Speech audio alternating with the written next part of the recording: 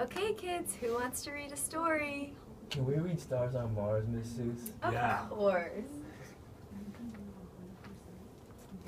Stars on Mars by Mrs. Seuss.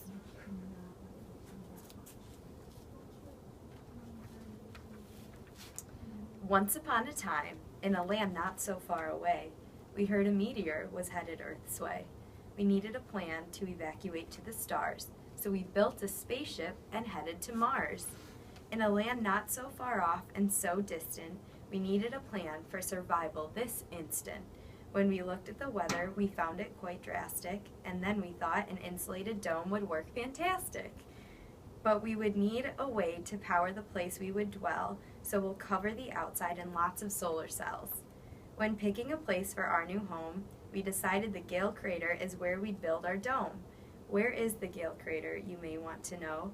It's in the northeast of Aeolus Quad and cold enough to snow. The temperature is cold enough for our cells to thrive, but hopefully warm enough for us to survive.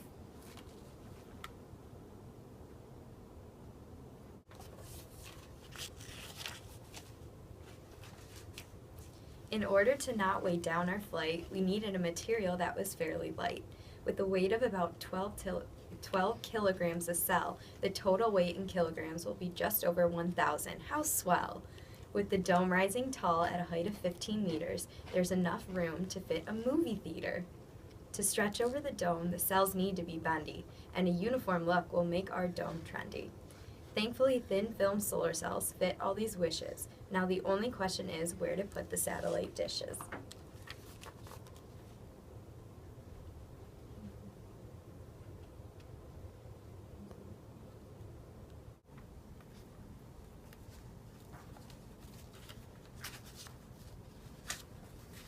With a dome so large, we'll have lots of room to spare and enough cell-powered energy for 30 families to share.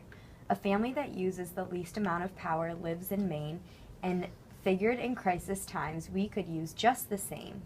We made a few more assumptions that were just right and found that Mars spends 12 hours in night. We know Mars is dusty, and for light we must scour. Each day the cells will only get rays for 4 hours. Copper, indium, gallium selenide cells are fairly efficient. At a max of 20%, we deemed this proficient. How are they made is the next pressing question. Just look at this picture and I'll give you a lesson.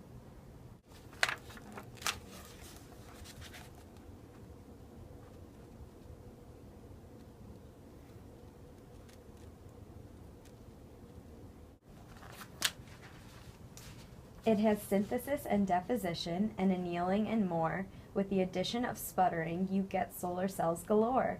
CIGS cells are produced in the cold. We could manufacture more cells when ours get old. Solar cells degrade as time prevails, but this is not the only way for our system to fail. To ensure the cells absorb more of the sun's rays, we will install self-cleaning sensors to dust off the haze. Keeping our cells clean will let in the light so we can save energy to power us through the night. In order to save the human race, we believe that people could prosper in this new place.